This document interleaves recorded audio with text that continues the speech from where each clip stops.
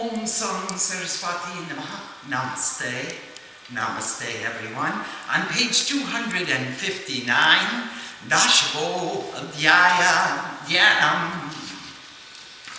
Om Uttapta Kema Ruchiram Ravi Chandravani Netram Danusha Tankusha Pasha Sulam Rami Bhujrishcha Dadatim Sivathati Rupam Kameshwarim Vidhi Bhajami Jitende Vilekam of Rishi Ruvacha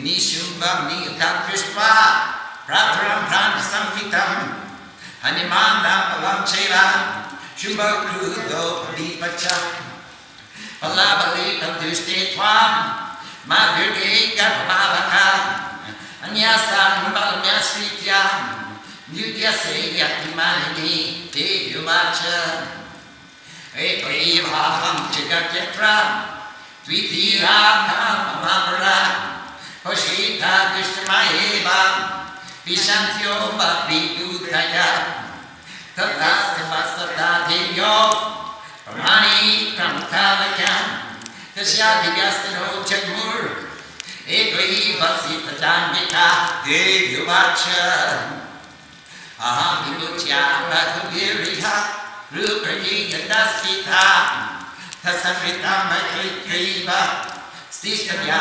Jyotirobhava Rishi Ruvacha Tadha Prabhavike Yudam Devyashvashya Chomayo Pashyadam Sadadevanham Asuranam Chagarnam Sarvashti Shitagishtasir Tatvista Treva Dharane Tajoyuta Bapurabaloka Yangaram Divyanastrani Sataso Mumuchena Jatandika Abhangyatani Divyandras Tat Pratikate Kartivi Mukhani Kena Shasrani Divyani Pareshwari Abhanjali Lagi Vopra Mukarocharanatvi Tathashrata Tidivin Achadagata Sotra Sarita Kumita Devi Nurti Chida Cheshvi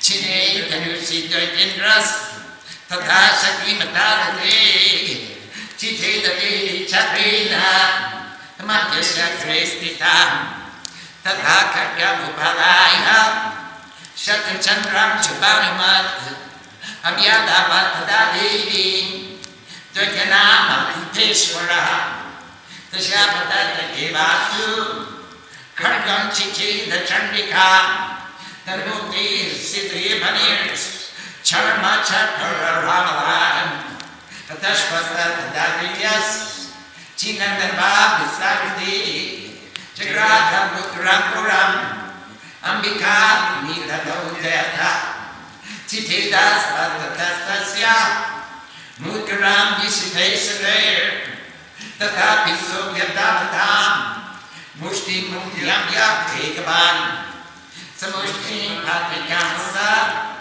Ridane Shritakogava Divyasatchavi Sadini Talino Rasya Tadaka Talapraharami Hato Nipavata Akitale Sadrakaraja Sasa Hunre Bhagatotita Upachachakri Hirir Divinkakan Masjita Tatrapisa Niradhara Yude Tina Chandika Nayudake Nadavijas Chandika Chakrasparam Chakratupratman Sijam Muni Vismaya Karikam Tatoni Udam Suchiram Kripati Tachutatasa Upatya Brahmanyamasa Chiti Pandavani Kare Shavito Garanim Prapya Musti Mukyapya Vekapara Avyadavata Dustatma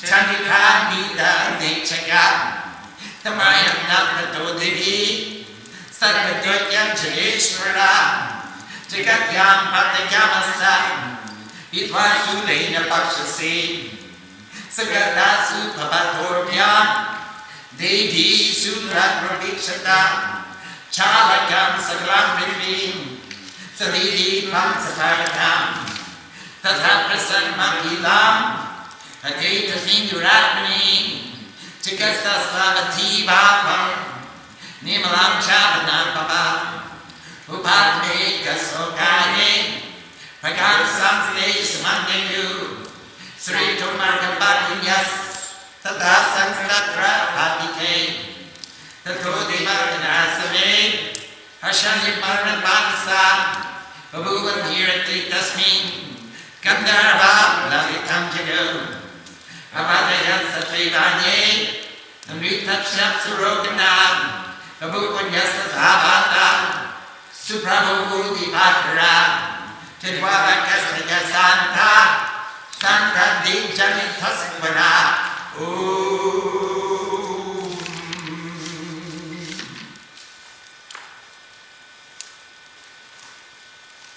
And let's return to page 259 and study chapter 10. First of all, meditation. With the fullness of my heart, I think of the female lord of all, Kameshwari, the ruler of all desire. The Ishwari of all Kama, who unites the intrinsic nature of Shiva and Shakti, of consciousness and energy, who wears the radiant half moon on her head. Her luster is as beautiful as excellent gold. The sun, the moon, and fire are her three eyes, and in her lovely hands she holds a bow and arrow, a curved sword, a net, and a spear. And the Rishi said, seeing his brother's self-deprecation, who was dear as his own life slain, and his strong forces being conquered, Self-Conceit spoke these words in anger.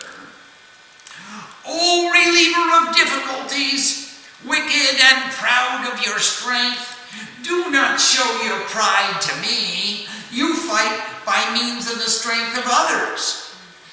So remember in chapter 8, when all the goddesses took the forms of the gods and mounted on the same vehicles, the vahans, the carriers as the gods, and armed in the same way with the same weapons and dressed in the same appearance, all the goddesses came to fight with she who tears apart thought in order to dispatch the Asuras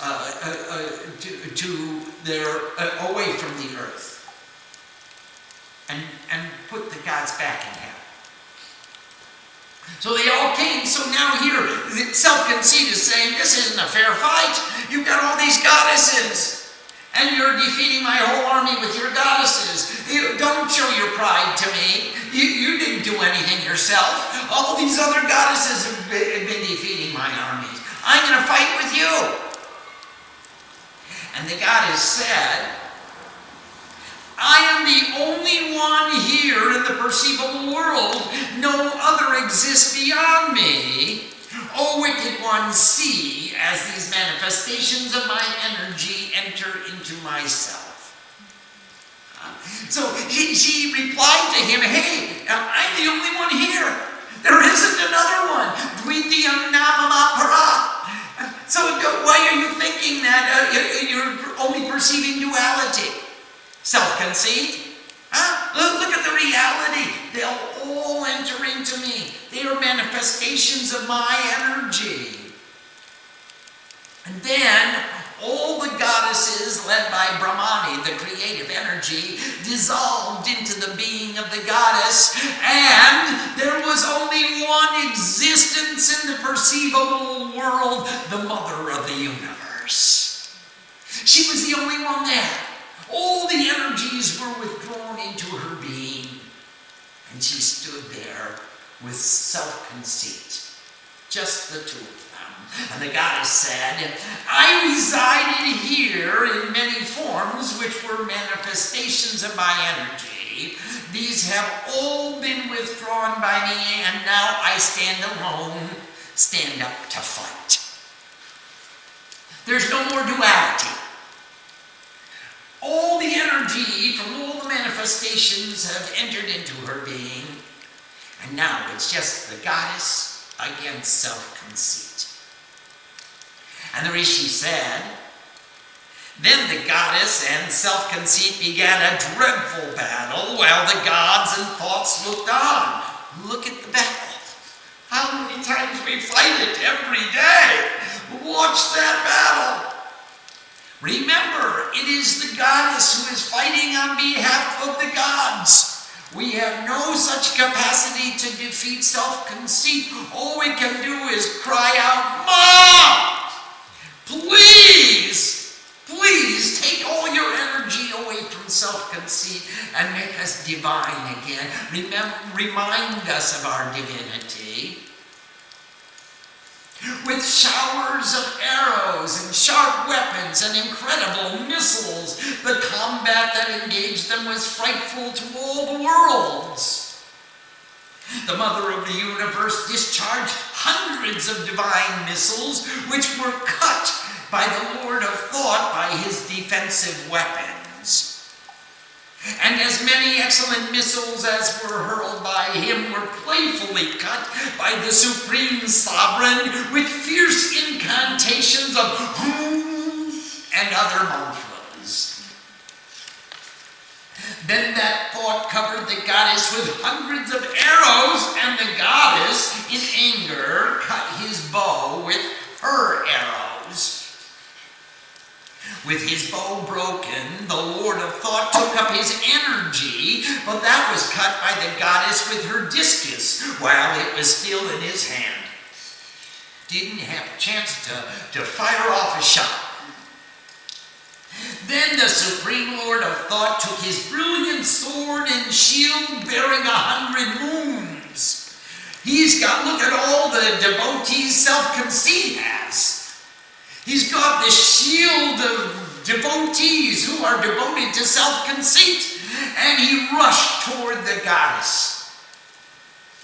As he was approaching, she who tears apart thought cut his sword with sharp arrows from her bow, and also his shield as bright as the rays of the sun. With his horses slain, his bow cut, and without a charioteer, that thought seized a fierce mace, trying to kill the Mother of the Universe. As he approached, she cut his mace with her sharp arrows, whereupon he continued towards her with great speed to strike her with his fist. That guy's not giving up. He'll grab one weapon after another weapon, and when he uses all his weapons, his horses, his charioteer, he'll even come and try to punch her. That renowned thought brought his fist down on the heart of the goddess, while the goddess struck him in the chest with her palm. Struck by the blow of the palm, he fell to the ground. But immediately, the king of thought immediately rose again. Then seizing the goddess, he rose up into the atmosphere, and there also she who tears apart thought waged battle with him without any support. He just brought her up into the atmosphere, and there self-conceit and the goddess, she who tears apart thought, continued the battle. Then that thought and she who tears apart thought began to fight in the atmosphere as never before, causing astonishment to adepts and men of wisdom. After a long, close encounter, the Mother of the Universe raised him above, spun him around, and threw him to the earth. Thus thrown to the earth, he hastily got up, and raising his fist, that wicked one rushed forward to kill she who tears apart thought. Seeing the approach of the sovereign of all thoughts, the goddess pierced him in the chest with her pike and threw him again to the earth. Pierced by the sharp point of the goddess's pike, he fell dead upon the ground, shaking the entire earth with its oceans, islands, and mountains. When that evil one was killed, the entire perceivable universe was pleased, all was at peace, and the sky became clear. The flaming clouds of symptomatic confusion became tranquil after his fall, and the rivers flowed in his courses. And look at how they describe symptomatic confusion, always responding to the symptoms. We have the symptoms of confusion all around us, and every time we get a stimulus, we respond with more confusion, and the confusion grows. And then they all became tranquil, and the rivers flowed in their courses. On his death, the multitude of gods became overjoyed, and the celestial minstrels began to sing sweet songs. Other celestial minstrels played their instruments while the heavenly maidens danced. A gentle breeze began to blow, and the sun shined radiantly above, and the sacred fires burned brilliantly in peace, and peaceful became the fearful sounds that had filled all the directions. Om Shanti, Shanti, Shanti.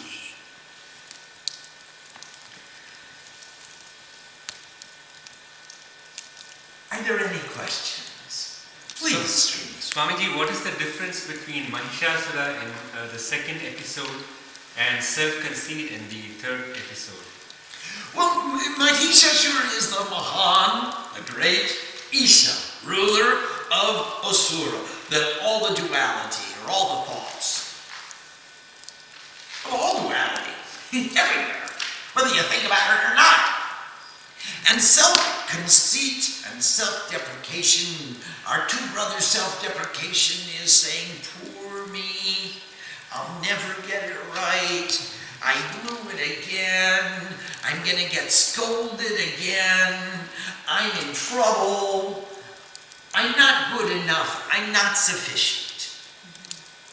And self-conceit says, boy, did I do a good job. Look at all of my stuff. Look at my success. Even I admire me. Look, I'm sure everyone else does, but even I admire me. He's just filled with self, with the conceit of self. So they're similar. Mahishasura is ruling duality, and self-conceit, again, is an extension or an expression of that egoism. However, the great ego is just haughty and puffed up with pride as well, but he is the controller of the six ripus: Kam, Krodh, Lobh, Moh, Modha, and Matsarya. Desire, anger, greed, avarice, attachment, ignorance, and jealousy. So he rules in a different way than self-conceit does. And it's very difficult even for sadhus. For all of us, it is so difficult to rid ourselves of these critics of all of the movies that we watch. Every time we go through a scene in the life of me, self-conceit and self-deprecation are the critics. And self-deprecation says, what a horrible movie! Why did you do it that way? And self-conceit says, what a great movie. I'm so proud of that. Certainly everyone else must be praising me as I am praising myself. So they work in different ways. However, all three episodes of the Chandi are going on concurrently. It's not like you just do one and then you do the next one and then you do the next one. It's not a linear progression. They're all transpiring concurrently, and that means that any moment I've got too much or too little, and I've got self-conceit and self-deprecation, and I'm falling prey to the rule of the great ego. And it all happens at once. What's a poor devotee to do? Ma! Please help us. Oh, that's approximately the distinctions between the two. Other questions, please? Swamiji, there's a question from Gauri from Frankfurt. Namaste, Gaurima. Namaste, Swamiji. What is the significance of the half moon digit that the goddess wears? Well, she always wears, many of the meditations described her as wearing a half moon. And it shows that the moon is the emblem of devotion, and that it is a digit of the moon. It's not the full moon. It means that it's a crown or an ornament. No one wears the full moon. The full moon is the illumination of pure devotion, and no one is able to wear the full moon. But they wear the half moon, or a digit of the moon, it's called. It stands for devotion. Devotion is the ornament of the Divine Mother. Swamiji, question from Nanda from San Jose. Namaste, Nandama. Pranam, Swamiji. In addition to chanting the Chandi to cut down our asuras, would you advocate introspection on the negative thoughts or qualities to overcome them? Thank you. No! I will not. The more we dwell on the negative, the stronger they become. I would dwell on the presence of the Divine Mother. And I would recommend that others do too. She is the most positive. And that's what we want to fill ourselves with, is the positive. So, if you introspect in the sense of, she is within me, she is in my heart, then this is good introspection. This is positive input. But if you introspect and contemplate the fact that now I have these limitations and I have these negativities and these are the way they manifest in my life and I'm so sad that I have them, then you're automatically going to be overcome with self-conceit and self-deprecation, because you're going to watch the movie of how these negativities manifest in your character. I wouldn't recommend that at all. I would recommend that you fill yourself with full of pure, positive, loving, joyous devotion, and make that your input. And if you want to contemplate, then don't contemplate on the negative qualities. Swamiji, question from Kumari from Valley Ho. Namaste, Kumari Ma. If the goal of sadhana is to transcend the ego, then how are we to understand the ego's willingness and motivation to read the Chandi and do other practices whose purpose is to destroy the ego? It's the God within us, the goddess within us. She is inspiring this ego to become a divine ego. And so actually, while we say that our purpose is to destroy the ego, it isn't really. In reality, it's to expand the ego until we become the greatest egotist. I am Shiva. Shiva Aham. I am Aham Brahmashmi. I am the supreme consciousness. I am supreme divinity. There is no negative little I left. Now, to the extent that we are capable, to that extent we expand our awareness and our consciousness, even in action, and try to the extent of our capability to remain divine in every activity. And that will be the decimation of the negative ego, the one that gets us into trouble, and the enhancement of the divine ego that says, I'm a god, I'm a goddess, I belong in heaven, I live in heaven, this is heaven. It's really a cool place.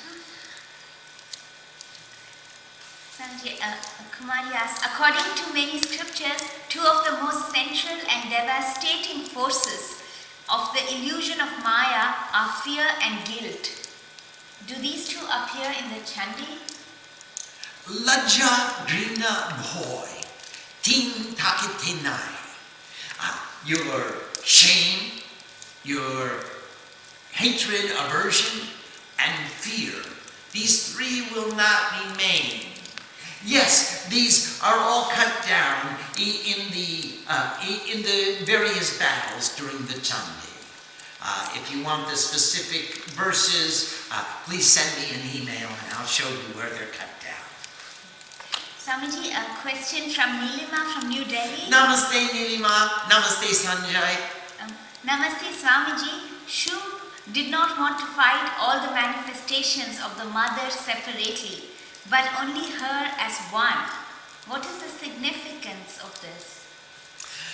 Shum said that I am so conceited, I am so great, why will I fight with your underlings, your manifestations? You withdraw them all. You have so many shaktis and I'm only one. So you just fight with me alone. Let me defeat you in the battle. He thought, he was so conceited that he thought if she withdrew her manifestations, that he could overpower her. And it wasn't true. She was able to pierce him in the heart with a pike. And he was freed from his self-conceit. A question from Ambika from New Jersey. Namaste, Ambika. Namaste, Swamiji. Can you please talk more about verse 8? I find I'm confused by it. When there was manifested existence, it means that there was a plurality, a plethora of objects and relationships in this samsara. Everywhere we look, we saw a different form. And now we're moving into a state of samadhi, into non-duality, where Mother is withdrawing all the energy from all the other forms, and now we only see one form. So she resided in many forms, which were manifestations of the energy, and now they have all been withdrawn. That means that there's only the self-conceit and the Mother. It's Savikalpa Samadhi. Now he's trying to overcome the Mother in Savikalpa Samadhi and bring her back into the duality. And she says, no, you go into Nirvikalpa Samadhi, come with me.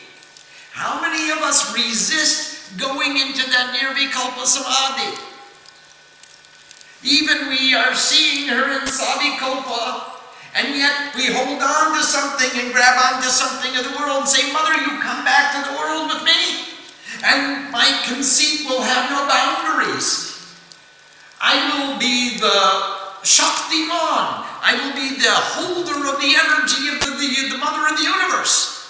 I can control and manipulate the energy of the Mother of the universe. Just think how rich and famous I'll become. Just think how many disciples I'll have. Just think how big my ashram will be. Just think, if the Mother of the universe comes down and pays attention to me, and she comes into manifested existence because of my manipulation, how powerful will I become? But Mother doesn't allow that. She says, you have to leave your self-conceit and see all the energy of the universe as one within me. And then you can come and be with me. The only way you can be with me is in Nirvikalpa without any other idea. I'm not coming into your Maya. You join me in mine. Swamiji, a question from Dan from New Jersey. Namaste, Dan. Namaste Swamiji, what is the significance of self-conceit bringing his fist down on Devi's heart? Oh, the heart is the love center, and he's trying to interrupt all the love, all the love that goes into the heart of the goddess.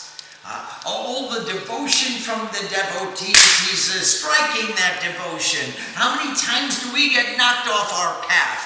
We're desiring to give our devotion, and yet there's so many things pulling at us from every direction. I always say, I'm terrified to walk into the mall because every object on every shelf calls out, "Swami, look at me!"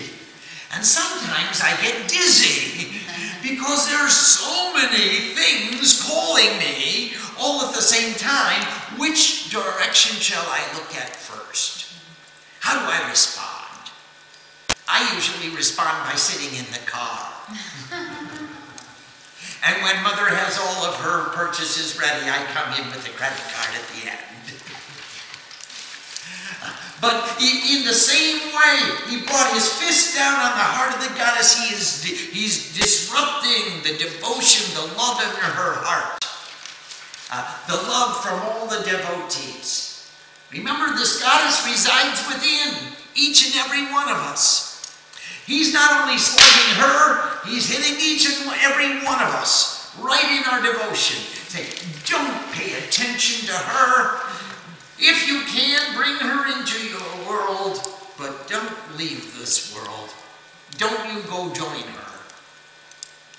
Dan, that fist on her heart had no effect on the goddess. And we pray that it has no effect on us as well. We are not deflected from our path. We will pursue our devotion with the sincerity that makes us pay attention. Swamiji, Dan is asking in chapter 8, Mother is known as Shiva Duti. Yes. And he's saying if Ma is the Shakti of Shiva and Shiva resides in the crown's chakra, how come Shiva is the ambassador of Ma? What does this represent in the symbology of Kundalini? Then when Shiva Duti sends Shiva as her ambassador, she means consciousness goes to the ego and consciousness goes to self-conceit and self-deprecation and brings him the order of the goddess. That means that consciousness comes down from the Sahasrara and it comes into the other chakras and it illuminates those chakras and says to the energy within, in terms of Kundalini, we are going to become divine. If you want to join us, you're welcome. Otherwise, the Divine Mother is going to dispatch you to the kingdoms of death. And he became known as Shiva Duti. That is, the energies and consciousness illuminate all the various forms of life and tell any negativity there that you must become divine. Otherwise, you will perish. Question from Morning Song from Santa Rosa. Namaste, Morning Song. Namaste Swamiji, along with Dan's question, I'd like to ask, what is the significance of Divine Mother striking self-conceit with her palm? Oh, it was just a beautiful parody. Morning Song, he's using all of his force and his fist, and she just gently holds up her palm. And that's enough to knock him down. No matter how he struggles, self-conceit cannot deflect the Mother of the universe. He has no such capacity. She, just with the palm of her hand, almost like just holding up one finger, that self-conceit is no match for the Divine Mother. Swamiji, a question from Kumari. Mother Kali is famous for cutting off the heads of Chanda and Munda as well as all her devotees at some point in their sadhana. Absolutely. The question arises, how is one to visualize the Ishtam and repeat the mantra which require the respective brain centers in the head when one has no head? Well, it takes a lot of prayer, Kumari, to lose your head. It's really, that's the apex of sadhana, is to lose your head. And once you've lost your head, theoretically, you lose your head, then no more prayer is required until it grows back. Remember Ravan? No matter how many times his head was cut, he was dashanam. No matter, Ram cut his head, and every time he cut the head, a new head grew back in the same place. He cut the head 10 times, and still there was more heads. So, in the same way, you may lose your head, and as long as she has your head, you're in good standing. But if it grows back, then you've got more prayer to perform. Swamiji, Gauri is asking, it has been said that worshipping one's Ishta Devata helps to ameliorate planetary influences. Yes. Is chanting the Chandi regularly the best worship of her as our Ishta? Yes, it is. It says it in chapter 12, and we'll get there in a few days. Give me a break. Yes, absolutely. In the false Shruti, it says that it removes the adverse influences of planetary configurations, and it is the best source of sadhana, with the pleasure that she receives of 1 year of pujas. That same delight she takes in the recitation of 1 complete Chandi Path. Swamiji, Ananda is asking, is there any correlation between the goddesses that we meditate in each chapter and the negative qualities being vanquished? Yes, there is. There is a correlation in each of these chapters. So in this chapter, her name is Kameshwari, the ruler of all desire, and when you have surrendered to Kameshwari, you have only one desire left. And that is to be with the Mother of the Universe. That is to perceive her fully and completely. She is Shiva, she is Shakti, she is wears devotion as an emblem, as an ornament on her head, and she is lustrous, radiant, and if you can contemplate the form of Kameshwari, you will lose all of your self-conceit. You have no more desires.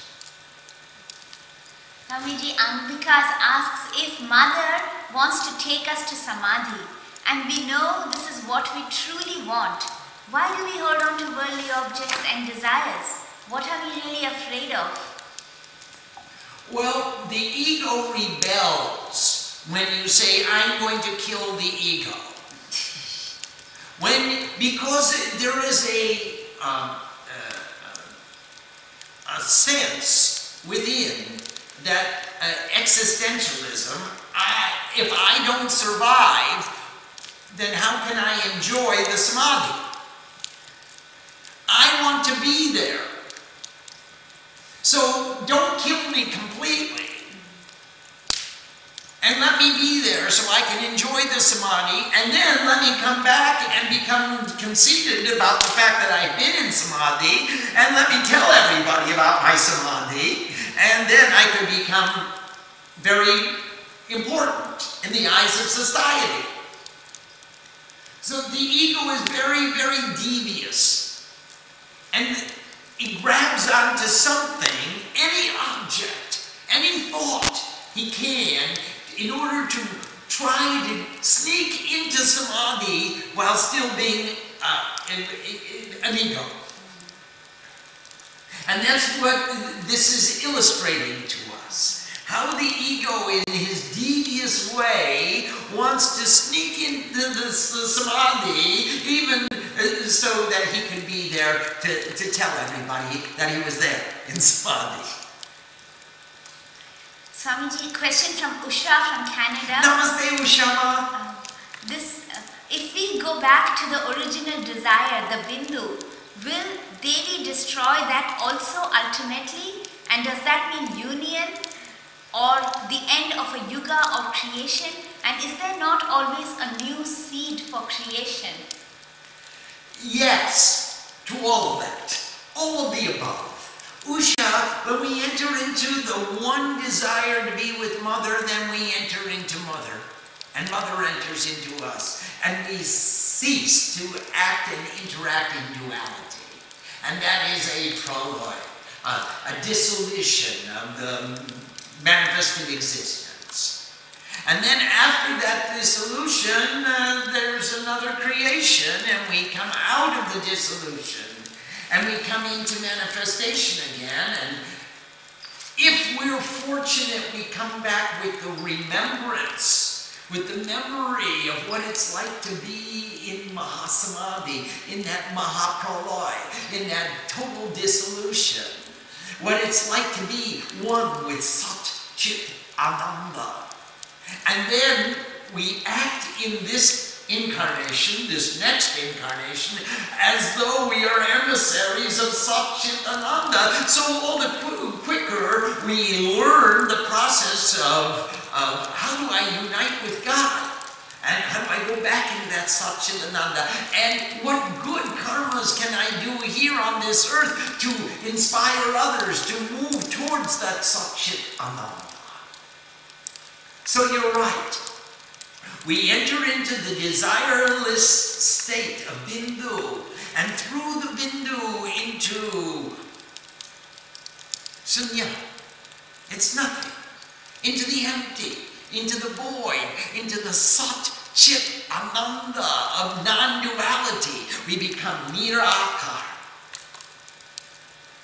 And then again comes a new creation, and the gods and the Asuras turn the ocean of consciousness, and out comes duality, and we assume again another form with new sanskaras, new tendencies, and hopefully we have the remembrance, the memory of what it's like to be one with God. Swamiji, a question from Kumari. In verse 8 of chapter 4, the Divine Mother is said to be the word Swaha, by whose pronunciation all the gods become contented by hearing this word. Why do gods become content by hearing this word? Thank you. Remember, Swaha was the wife of Agni, and every time we made an offering to any god, we called her name. And Swaha took the offering away from Agni, away from the fire, and she gave it to the god for whom it was intended. And that was her seva. So all the gods win contentment every time we call Swaha, because we get fed. We get our portion of the sacrifice. And just by calling her name. So in that way, everybody is so pleased to say Swaha. Swamiji, Dan is asking in chapter 8, yes, in verses 4 to 6, where it says, in the beginning, where it says, today let all thoughts of strength arise, 86 plunderers, yes. That part. He says, do all the names of the Asura families mentioned also have significant names as metaphors for our negative thought patterns? Yes, they do, Dan, and we've been compiling this dictionary of all the Asuras and also of all the gods, and each one of these, there are so many examples that we can give. However, in verse 4, the 86 plunderers of peace and the 84 without restraint stand for, the same way in verse 5, 500 million heroic warriors. It stands for innumerable negativities. Let them rise up within us and make every one of us a servant of self-conceit or self-deprecation. It means uncountable thoughts, uncountable negativities, these few examples. However, we know that there are many plunderers of peace. And there are many forms of without restraint. Another form of without restraint came in chapter 2, irresistible temptation. Irresistible temptation came in chapter 3.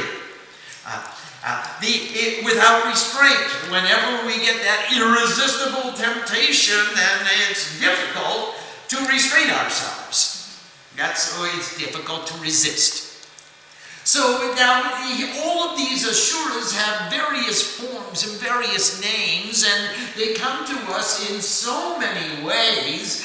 Sometimes they come in the form of a beautiful partner. Sometimes they come in the form of greed or of an attempt to make kamini and kanchana. Desires and the resources necessary to fulfill those desires. Now, how many desires can occupy the mind of a person?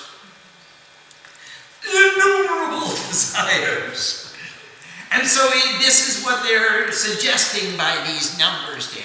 That it's not exactly that you have to make a list of all 86 plunderers of peace, because I can go on and on and on how many times my peace was plundered. I can go way past 86.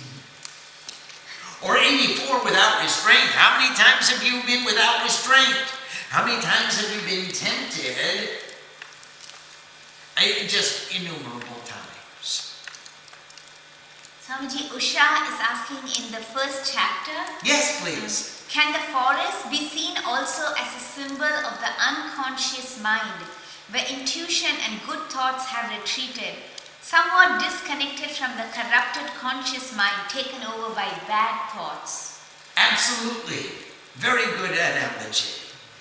Certainly, we're moving into the forest of purity, the forest of tapasya, the forest of non-attachment, the forest of the Devi Mandir, where people can contemplate purity and clarity, and how do we unite with God in the absence of all these other confusing desires. Swamiji, question from Nilima from New Delhi. Namaste, Nilima. Swamiji, when mother fought the battle, the other gods merely looked on without participating. Why? Nilima, they all knew that the self-conceit had won the boon that only the goddess could kill him.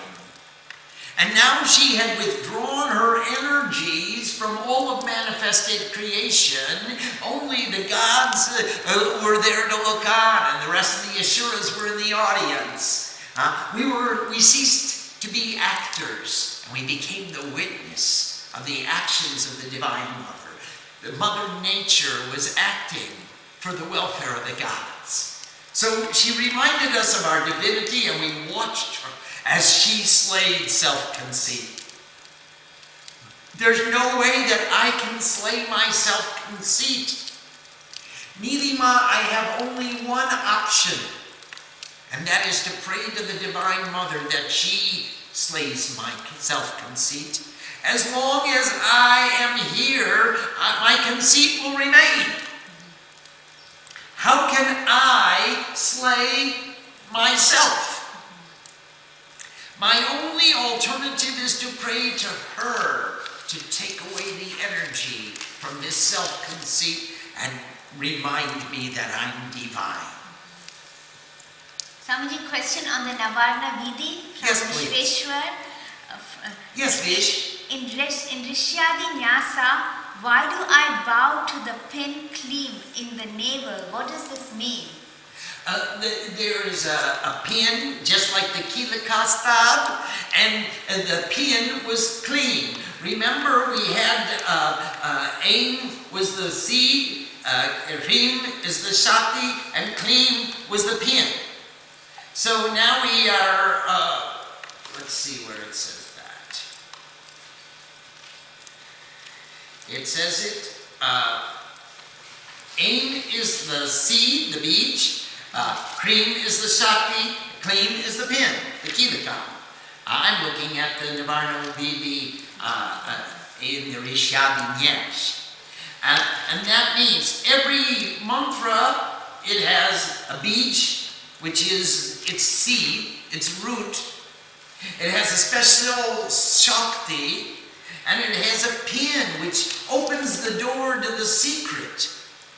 Aim, Hrim, Klim. And this is how it is listed in the Nivarna Bhidi. Swamiji, in chapter 8, there Yes. were many energies, but they could not defeat Rakta Bija. No, they could not defeat Rakta Bija because Rakta Bija, the seed of desire, had won the boon that only every time a drop of his blood touched the ground, there would be a new desire there. And so all they did was to wound him. All the energies wounded the seed of desire so that his blood poured forth profusely. And then every time the blood touched the ground, there was a new desire. And we kept desiring this and desiring that. I want more. And there was a new desire. So the only alternative was for Kali to open up her mouth and drink all the blood before it touched the ground. So Swamiji, does it mean when we have a desire, but rather than pray to a form of mother to say, fulfill this desire, we should just pray saying, take it away? And even better than praying to take it away is just praying because I desire you more. I don't desire you in relation to this desire. I just desire you. And it's so much fun to be with you. And it's such a privilege to be with you. And in thinking in this way, the desire goes away of its own accord because I'm not paying any attention to it. A desire against something is just as much a bondage as a desire for something. It's an anti-desire desire. So now, I want to take all of the desires and give them to you, Mother. And now you are the one who is desired. And what happens to all the other desires? They pale in significance to my love for you. I want you. And it's about you. And I'm not praying to you because of these other desires. I'm praying because I love you. And that's why the Chandi Path is such an important tool for us. Because we can just sing the Chandi, and that's a desire to be with you. And I forget about all the other desires. When you're gracious to me, you become the desire which fulfills all the desires. Om Sam Saraswati Namaha. Namaste.